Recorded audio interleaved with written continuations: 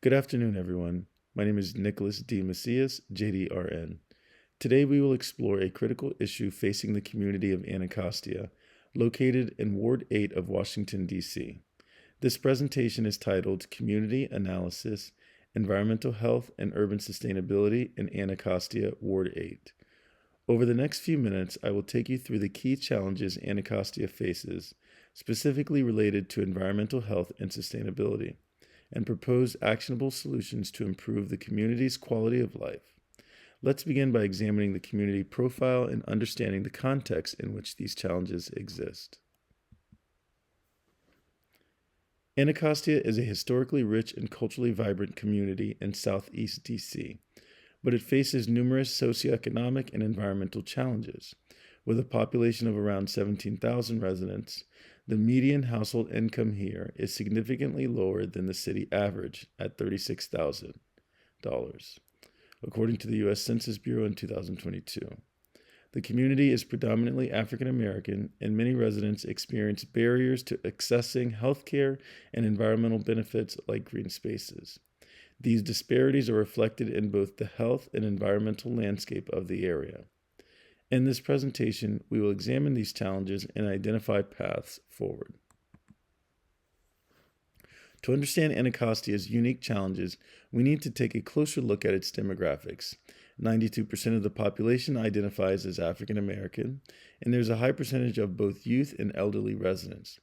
Both groups are highly vulnerable to the impacts of poor environmental health. The unemployment rate is around 13%, which exacerbates the community's struggles with access to health care and other essential services, according to D.C. Department of Employment Services in 2023. Furthermore, Anacostia's residents are disproportionately affected by chronic health conditions such as asthma, diabetes, and heart disease, with environmental factors like pollution and inadequate housing contributing to these disparities, according to D.C. Health in 2022. The neighborhood characteristics in Anacostia reflect its historic roots, but also reveal the strains of long-standing disinvestment. The community is dotted with older buildings that lack proper insulation, contributing to respiratory issues among residents. Access to fresh food markets is limited, further compounding public health challenges. In terms of health resources, there is only one federally funded community health clinic in the area, leaving residents with limited options for care. Emergency services often experience delays due to the lack of nearby hospitals, according to DC Health in 2023. Clearly, the neighborhood infrastructure is not sufficient to support the population's health needs. To highlight the disparities, let's compare Anacostia with Ward 3, specifically the affluent community of Tinleytown. Ward 3 enjoys a median household income of $160,000. Significantly higher than Anacostia's, according to the U.S. Census Bureau in 2022. The residents of Tinleytown have access to multiple hospitals, clinics, and extensive green spaces that promote better health outcomes. The contrast between the two wards starkly illustrates the environmental and healthcare inequities facing Anacostia. Improving Anacostia's infrastructure and access to healthcare is essential to leveling the playing field and promoting equity. Let's now turn to solutions. Our goal is to improve the environmental health of Anacostia through targeted interventions. First, we propose planting 500 trees along major traffic corridors to create green buffers that can improve air quality and reduce respiratory issues. This initiative aims to reduce asthma-related hospitalizations by 10% over the next 5 years. Second, increasing access to preventative health care by opening 2 new community health centers will address the gap in healthcare resources. Our goal is to boost the number of preventative healthcare visits by 15% within 3 years, focusing on early detection and management of chronic conditions, according to the Environmental Defense Fund in 2023. To ensure the success of these initiatives, we will employ rigorous evaluation methods.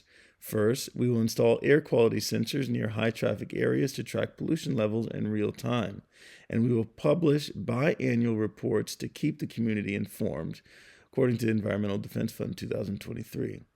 In terms of sustainability, we will measure the use of new green spaces and track the community's engagement with these initiatives. Annual surveys will allow us to gather feedback and adjust our approach as needed, ensuring that the changes we make are long-lasting and well-received. Our action plan is designed to be both immediate and sustainable. In the short term, we will work with local environmental groups to begin planting trees and establish maintenance partnerships with local businesses. Within 2 years, we plan to have two new health centers fully operational.